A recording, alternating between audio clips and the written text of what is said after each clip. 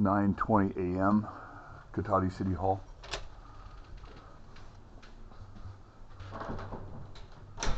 Oh, wrong door, huh? Good morning. Mr. Housh in? Let me check. I'll be right Thank back. you.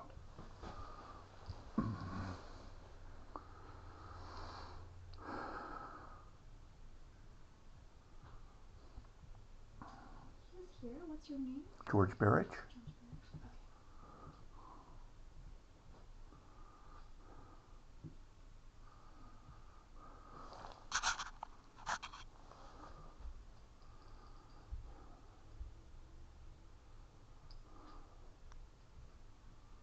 He should be out in a moment. Thank you. Yeah, no problem.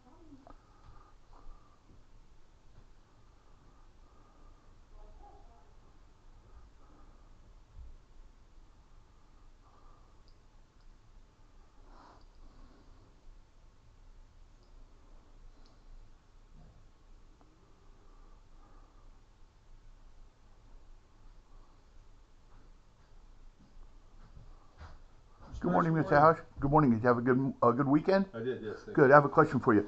I want to remodel the inside of my house. I want to do replace the carpet with hardwood. Okay. Do I need a permit for that? Flooring does not require. Okay. It's going to be a big project, and I want to paint too. It's been 30 years, you know. I'm thinking about the possibility of habitating in my RV during the process. Okay. Okay. I know that it goes against the code. We have a process to allow you to do it for 1 year, temporary use Okay. permit, as we provided that before. Okay, yeah, I didn't think about that. And that's like 1,067 or something, right? Correct. Okay. If I was to, let me just think outside the box. If I was not to pull a permit to do that, someone would have to lodge a complaint in writing before it sparks the process here for investigation, correct? Well, because your case is so specific and we're actively Yeah. engaged with you in code enforcement, I'd have to check in with the attorneys about all the specifics. If you have questions, I Okay. appreciate them in writing, and that way we can make sure you get a very vetted answer. Yeah, I understand. I was just thinking that the process, as I'm told, is that complaints need to be generated in writing, you know. For the most part, I will say, Right. if I see active construction without a permit, I do engage on that. Okay. All right. Okay, that's good to know. I can think about pulling a permit. Although, I would encourage you, if you're going to do construction that requires a building permit, according to the law, I would encourage you to pull that building permit. If you have Okay. inquiries and interest in finding out what that is, just provide a full written scope of what you're doing, and we can provide a clear answer. okay, that wasn't my question. My question was, I'm going to do paint and hardwood floor. Paint and flooring generally does not need a permit. Okay. But oftentimes you do drywall patching when you do that. Sometimes people move electrical. I won't Sometimes be people doing move any of that. plumbing. So oftentimes when you get into a project, you end up doing something that does trigger a permit.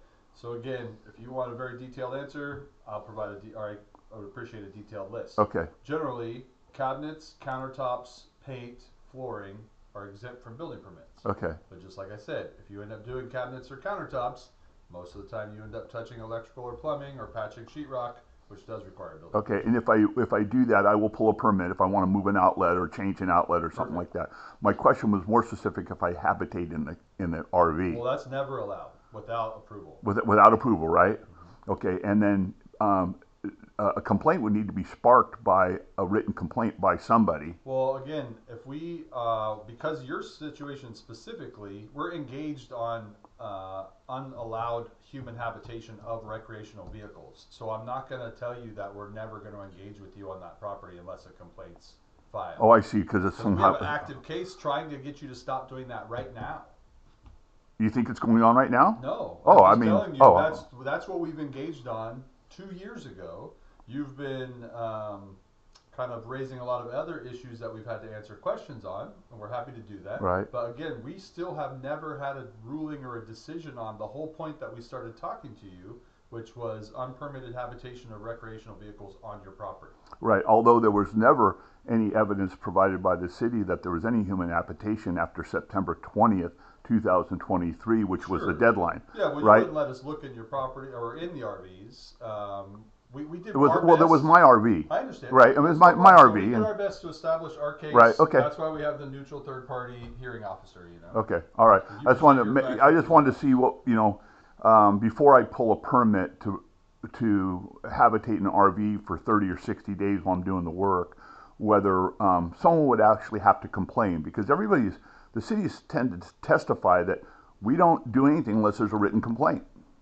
Period. So we didn't say that specifically. Okay. And the testimony is on record, and you can review it. That we have all this information published on our website. Okay. Generally, code enforcement is triggered by an active complaint. But we have a responsibility to protect the health and safety of the community. If somebody's doing something that has the potential to impact that, and we have the Okay. resources to go after it, we have to do that. Like the other shipping containers that were in my neighborhood next door to me and so forth. Well, it depends on the specifics. Okay. But unpermitted construction, unsafe housing, all of those issues are addressed. Okay. Okay. I think that makes sense. All right. Good. Thank you. Yeah, thank you. Yep.